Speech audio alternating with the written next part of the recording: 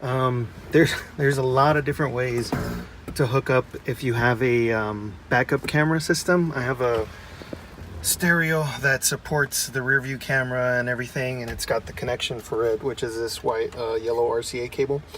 A lot of them have this little red power.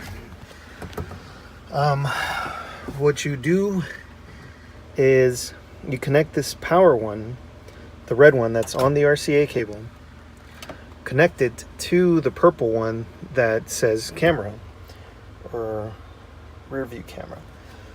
Because this purple cable is basically the trigger or to let your radio know to switch over to camera mode.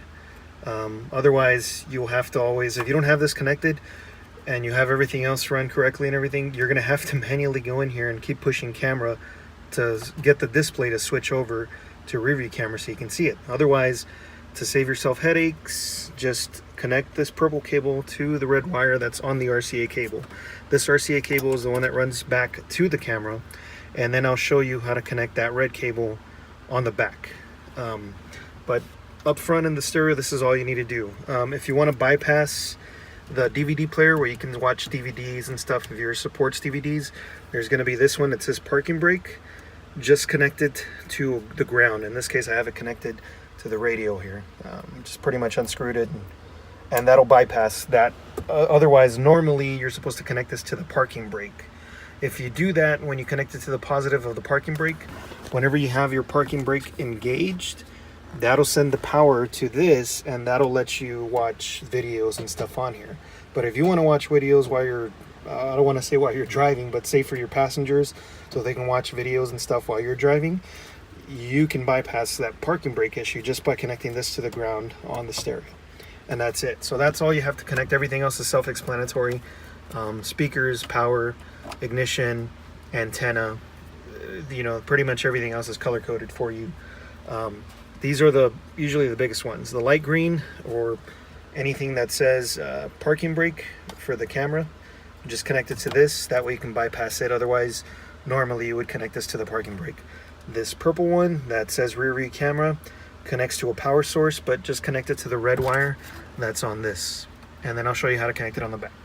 All right, so what's going on back here now, just to explain, I have my camera hooked up, and on your camera, you're gonna have two plugs. You're gonna have one for a video and one for a power. The one that hooks up for the power is very straightforward. It's gonna have a power and a ground, a red and a black. You hook the black one up to a ground, which is this connection up here that I have. This black one is hooked up to this white one, which I have grounded, so that's my ground. And this red one, I'm gonna hook up to a power source. You can hook it up any way you want, but essentially, if you want it to work to where every time you put it in reverse, your camera turns on and your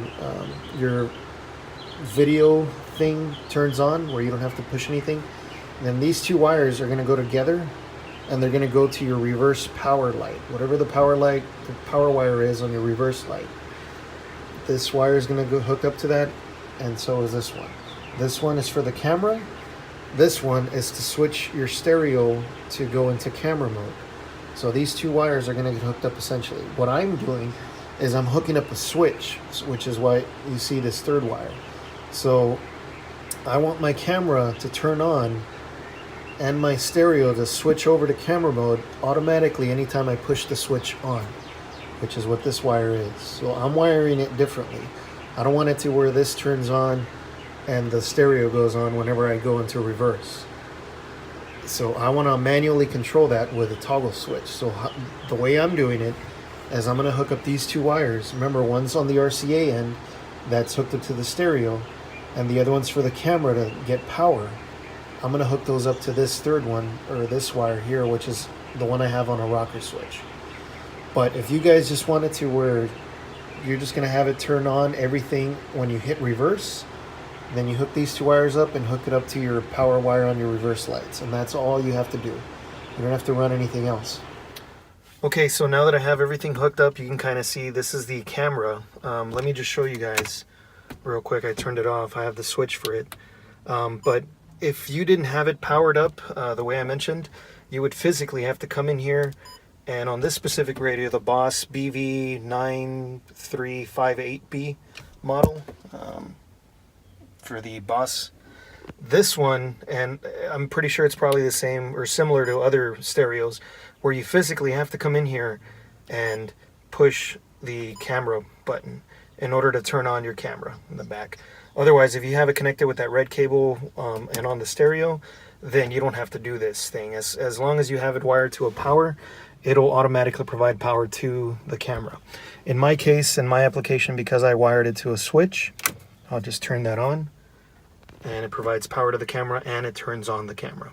So I could be driving down the highway and I could still see my camera. I don't have to be in reverse or anything because of the way I wired it to the switch, where I can turn it off and on anytime I want. Hopefully that helps you guys. Thanks for watching.